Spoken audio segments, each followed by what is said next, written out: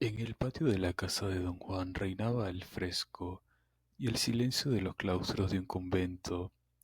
Había allí un sinnúmero de enormes árboles frutales, plantados extremadamente cerca unos de otros, que parecían regular la temperatura y absorber todos los ruidos. La primera vez que llegué a su casa, critiqué la manera ilógica en que estaban plantados esos frutales. Yo les hubiera proporcionado más espacio. Él replicó que esos árboles no eran de su propiedad, que eran árboles guerreros, libres e independientes, que se habían unido a su grupo de brujo. Dijo que mis comentarios, si bien eran aplicables a los árboles comunes, no atañían a los que estaban en su casa. Su réplica me sonó muy metafórica. Lo que ignoraba yo en ese entonces era que don Juan daba un sentido literal a todo cuanto decía. Don Juan y yo nos encontrábamos sentados en unas sillas de caña frente a los frutales. Comenté que los árboles cargados de fruta no era solo un bello espectáculo, sino también algo asombroso en extremo, dado que no era la estación de frutas. Existe una historia intrigante acerca de ellos, admitió. Como sabes, estos árboles son guerreros de mi grupo. Ahorita tienen fruta porque yo y todos los demás miembros de mi grupo hemos estado expresando sentimientos y opiniones acerca de nuestro viaje definitivo, aquí mismo, delante de ellos. Y ahora los árboles saben que cuando nos embarquemos en nuestro viaje definitivo, irán con nosotros. Lo miré atónito. No puedo dejarlos, digo. Son guerreros como nosotros. Han unido su sino al grupo del Nahual. Saben lo que yo siento por ellos. El punto de encaje de los árboles está localizado muy abajo en sus enormes conchas luminosas, y esta característica les permite conocer nuestros sentimientos. Por ejemplo, estos árboles conocen los sentimientos que tú y yo tenemos en este momento. Al estar hablando frente a ellos cerca de mi viaje definitivo, guardé silencio. El tema de su viaje definitivo me deprimía. Don Juan de repentinamente cambió la conversación. El segundo centro abstracto de las historias de brujería se llama el toque del espíritu, dijo. El primer centro, las manifestaciones del espíritu, es el edificio que el intento construye y coloca frente al brujo, invitándolo a entrar. Es el edificio del intento visto por un brujo. El toque del espíritu es el mismo edificio visto por el principiante al que se invita, o más bien se obliga a entrar. Este segundo centro abstracto también podría ser una historia en sí, y esa historia dice que después de que el espíritu se manifestó a ese hombre de quien ya hablábamos, sin obtener respuesta, el espíritu le tendió una trampa, un subterfugio decisivo, no porque el hombre tuviera nada en especial, sino porque, debido a la incomprensible cadena de eventos desatada por el espíritu, el hombre estaba disponible en el preciso momento en que el espíritu tocó la puerta. No hace falta decir que todo cuanto el espíritu le reveló a ese hombre no solamente carecía de sentido para él, sino que de hecho iba contra todo lo que ese hombre sabía, contra todo lo que él era. Claro está, el hombre rehusó de inmediato y en forma bastante hosca a tener algo que ver con el espíritu. No iba a dejarse engañar por esas tonterías tan absurdas. Él sabía lo que hacía, y así el espíritu y ese hombre quedaron absolutamente estancados. Con la misma facilidad con la que te digo que todo esto podría ser una historia, continuó don Juan, te puedo decir que es una idiotez. Te puedo decir que esa historia es como el chupón que se les da a los niños que lloran. Esa historia es para los que lloran con el silencio de lo abstracto. Me escudriñó por un momento, luego sonrió. ¿Te gustan las palabras?, dijo recriminándome. ¿Te da miedo el solo pensar en el conocimiento silencioso? Por otro lado, las historias, por más estúpidas que sean, te encantan y te hacen sentir seguro. Su sonrisa era tan pícara que acabé riendo. Me recordó ya que, me recordó ya él, me recordó que ya él me había dado un detallado relato de la primera vez que el espíritu tocó su puerta, y por un momento no pude imaginar de qué me estaba hablando. No solo fue mi benefactor quien tropezó conmigo cuando me estaba muriendo del balazo que me dieron, explicó. Ese día el espíritu tocó mi puerta. Mi benefactor comprendió que él estaba allí como conducto del espíritu. Sin la intervención del espíritu, el encuentro con mi benefactor no hubiera significado nada. Manifestó que el nahual puede oficiar como conducto solamente después de que el espíritu ha manifestado su voluntad, ya sea a través de casi imperceptibles manifestaciones o mediante comandos directos. Por lo tanto, no hay posibilidad de que un nahual pueda elegir a sus aprendices siguiendo su propia volición o sus cálculos. No obstante, una vez que el espíritu se revela a través de sus augurios, el nahual no escatima nada para satisfacerlo.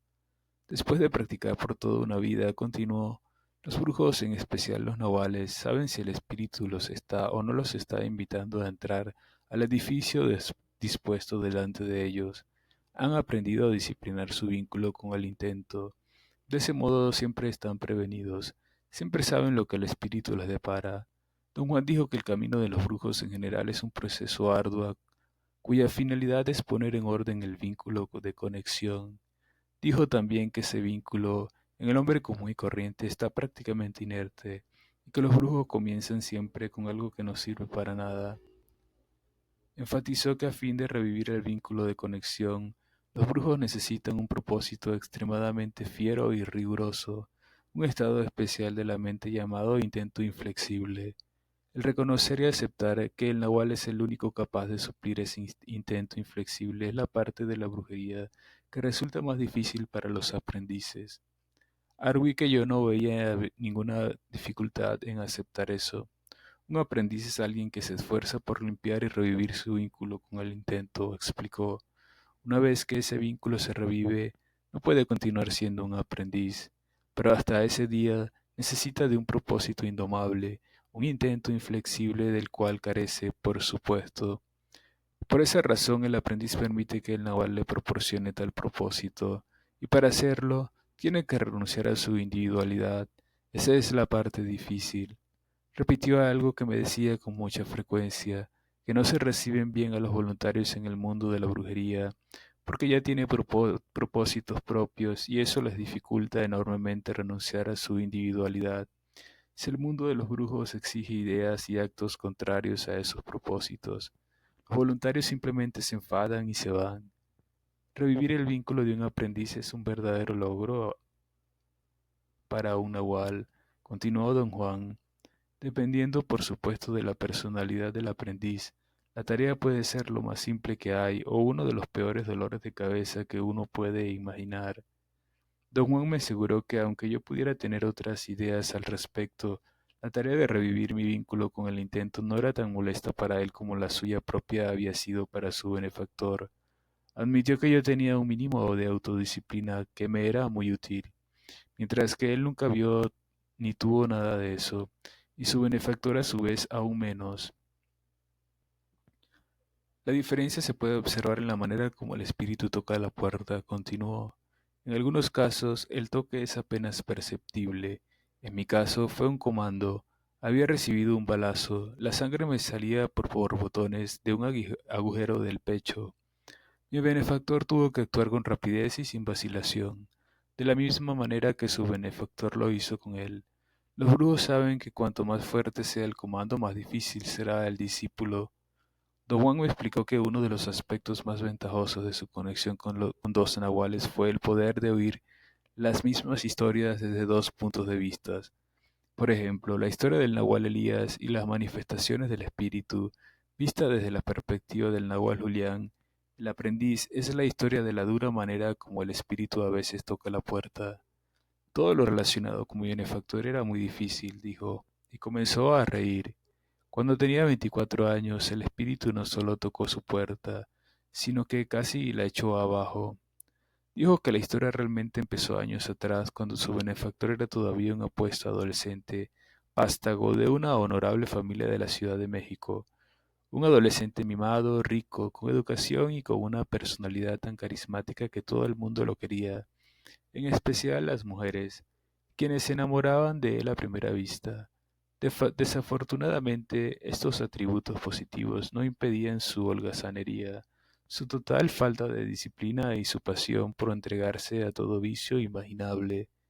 Don Juan dijo que, dada su personalidad y su situación hogareña, era él un único varón de una vida rica quien, junto con sus otras cuatro hijas, colmaron de mimos al joven. No era nada difícil entender cómo se entregaba al vicio. Aun sus mismos amigos lo creían un delincuente moral que vivía solo para darse a los placeres eróticos. A la larga, sus excesos lo debilitaron tanto que cayó mortalmente enfermo de tuberculosis, la temida enfermedad de la época, pero su dolencia, en lugar de moderarlo, le creó una condición física que lo hizo sentirse más sensual que nunca, ya que no tenía ni un mínimo de control, se entregó de lleno a la perversión, y su salud se deterioró hasta el extremo en que no había esperanza para él. El dicho de que no hay mal que venga solo fue totalmente cierto. Mientras su salud declinaba, falleció su madre, quien era su única fuente de apoyo y moderación. Le dejó una considerable herencia que podría haberle servido para vivir toda su vida, pero siendo el pervertido que era, gastó en pocos meses hasta el último centavo. Al no tener profesión ni oficio con que respaldarse, se puso a vivir de lo que le caía en las manos. Sin el dinero que le proporcionaba seguridad, se quedó sin amigos e incluso las mujeres que en otros tiempos lo amaron le volvieron la espalda. Por primera vez en su vida se encontró frente a una realidad que le exigía algo de sí. Considerando su estado de salud, su situación podría haber sido el fin, pero era flexible. Decidió trabajar para ganarse la vida. Sus hábitos de sensualidad, empero, eran demasiado profundos para ser cambiados, y lo forzaron a buscar empleo en lo único para lo cual tenía habilidades naturales, el teatro. Él mismo decía, medio en broma, que sus credenciales artísticas eran sus exageradas y banales reacciones emocionales, y el haber pasado la mayor parte de su vida adulta en el lecho de actrices. Se unió a una compañía teatral que viajaba a provincias. Fuera del círculo de amigos y relaciones que le era familiar, se transformó en un actor dramático e intenso. Era siempre el héroe tísico de las obras religiosas y morales de la época. Don Juan comentó que una extraña ironía había marcado siempre la vida de su benefactor. Ahí estaba él, un perfecto depravado muriéndose a causa de su vida disoluta y aún así desempeñando papeles de santos y míticos. Incluso llegó a encarnar el papel de Jesús en la interpretación de la Pasión durante la Semana Santa. Su salud resistió a una sola gira teatral por los estados del norte. Dos cosas le sucedieron en la ciudad de Durango. Su vida terminó y el espíritu tocó su puerta. Tanto su muerte como el toque del espíritu llegaron al mismo tiempo, a plena luz del día en los matorrales. La muerte le sorprendió en el acto de seducir a una joven. Ya estaba sumamente débil y ese día se excedió demasiado. La joven, vivaz, fuerte y locamente apasionada por él, lo incitó con su promesa de hacer el amor, a caminar hasta un lugar muy apartado y solitario, a kilómetros de distancia. Allí, en vez de hacer el amor, lo obligó a forcejear con ella por horas enteras. Cuando la joven por fin se rindió, él estaba completamente exhausto y tosía tanto que casi no conseguía respirar. Sintió un agudo dolor en el hombro, tenía la sensación de que se le estaba desgarrando el pecho. Un ataque de incontrolable tos lo hizo arquearse, pero aún así su compulsión por buscar el placer lo obligó a consumar su seducción, y continuó hasta que la muerte se le presentó en forma de una hemorragia. Fue entonces cuando el espíritu hizo su aparición a través de la persona de un indio que acudió a su ayuda. Desde antes ya él había notado que el indio lo seguía, pero no le dio más importancia al asunto, ya que estaba absorto en su seducción. Vio, como en su sueño, a la chica. Ella no estaba asustada ni había perdido la compostura. Callada y eficientemente se puso su ropa y se esfumó como una brisa. También vio que el indio corrió hacia él y trató de incorporarlo. Lo oyó decir idioteces, suplicar a Dios y mascullar palabras incomprensibles en una lengua extraña. Después el indio actuó con tremenda rapidez. Situándose de pie detrás de él, le propinó un fuerte golpe en la espalda. Muy racionalmente el moribundo dedujo que ese hombre o bien estaba tratando de destacar el coágulo de sangre que lo mataba, o lo estaba tratando de asesinar. A medida que lo golpeaba en la espalda más y más, el agonizante quedó convencido de que era el amante o el esposo de la muchacha, y que lo quería matar por haberlo seducido. Pero al ver sus ojos intensamente brillantes cambió de parecer, comprendió que el indio estaba completamente loco y que no tenía nada que ver con la mujer. Con su último destello de racionalidad, prestó atención a los masculleos del indio. Estaba diciendo que el poder del hombre era incalculable, que la muerte existía solo porque nosotros habíamos aprendido a intentarla, y que el intento de la muerte podía ser suspendido al hacer que el punto de encaje cambiara de posición. Después de tales aseveraciones, ya no le cupo la menor duda de que ese hombre estaba completamente loco. Su situación era tan terriblemente teatral, morir a manos de un indio loco que mascullaba idioteces, que juró vivir el drama hasta el fin, y se prometió no morir de la hemorragia ni de golpes, sino de risa, y rió hasta morir.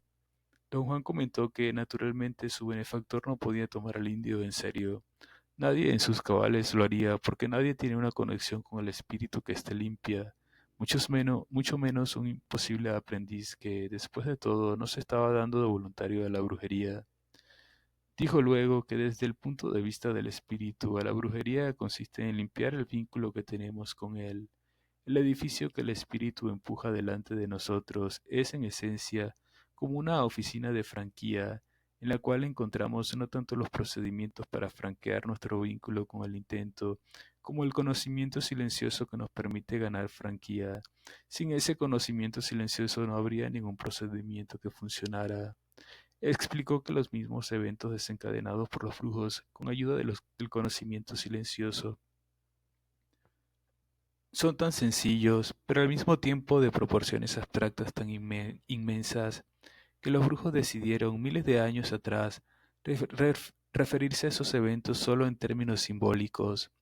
Las manifestaciones y el toque del espíritu eran ejemplos de ello.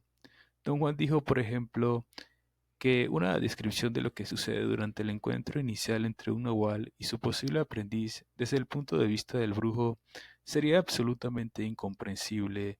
Sería un perfecto disparate explicar que el nahual, gracias a su experiencia, está usando algo para nosotros inimaginable, su segunda atención, un estado de conciencia enriquecido a través de su entrenamiento en la brujería, y lo está usando para enfocarlo en su invisible vínculo con un abstracto indefinible, con el propósito de hacer evidente el vínculo que tiene la otra persona, el aprendiz, con ese abstracto indefinible.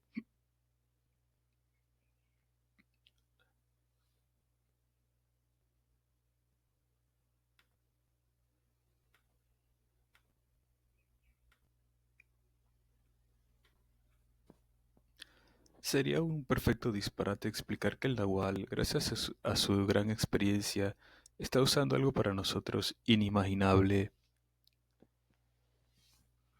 Su segunda atención, un estado de conciencia enriquecido a través de su entrenamiento en la brujería, y lo está usando para enfocarlo en su invisible vínculo con un abstracto indefinible, con el propósito de hacer evidente el vínculo que tiene la otra persona, el aprendiz, con ese abstracto indefinible.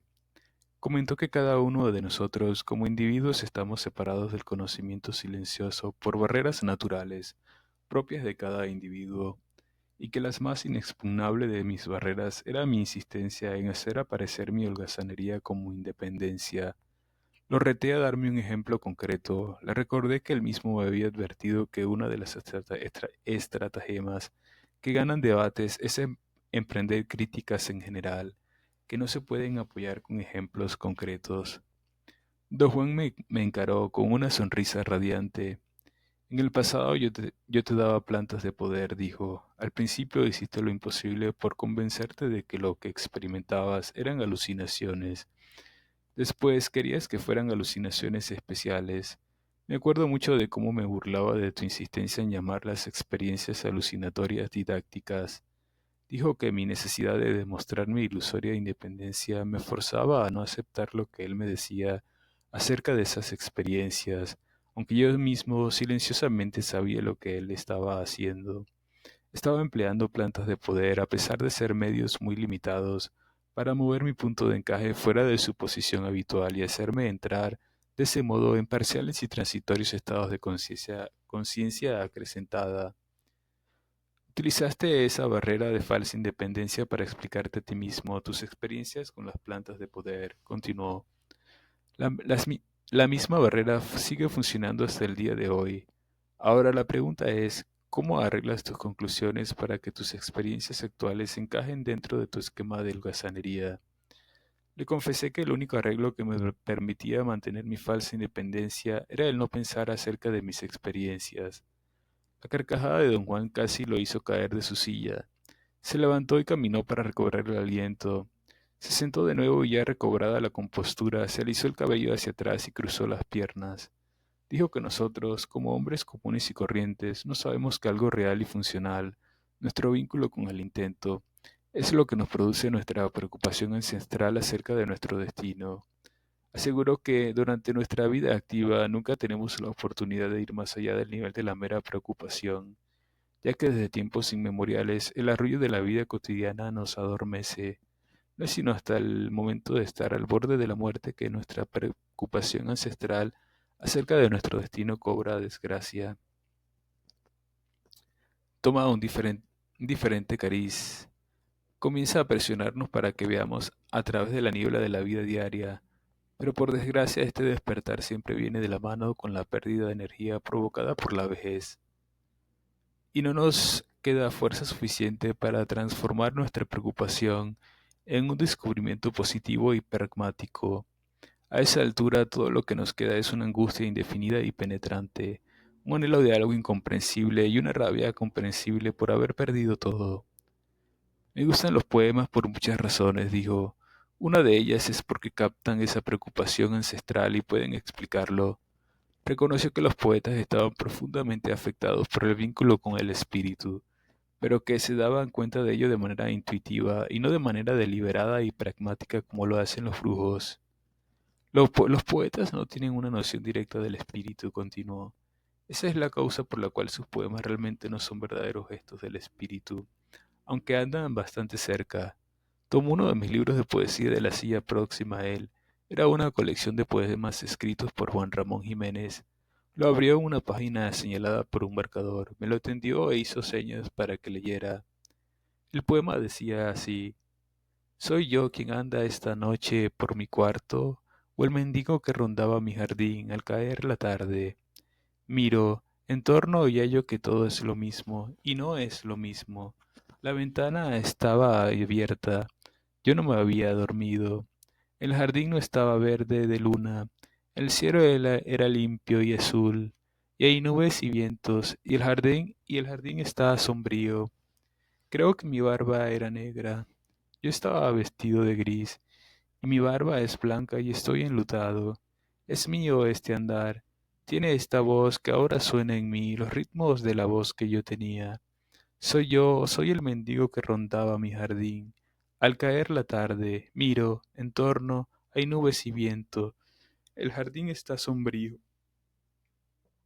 Y voy y vengo. Es que yo no me había ya dormido. Mi barba está blanca, y todo es lo mismo y no es lo mismo. El poema concluía. Releí el poema otra vez para mis adentros, y capté el estado de impotencia y azoro del poeta. Le pregunté a don Juan si él captaba lo mismo. Creo que el poeta siente la presión de la vejez y el ansía que eso produce, dijo don Juan. Pero eso es solo una parte. La otra parte, la que me interesa, es que el poeta, aunque no mueve nunca su punto de encaje, intuye que algo increíble está en juego. Intuye con gran precisión que existe un factor innominado, impotente, por su misma simplicidad, que determina nuestro destino.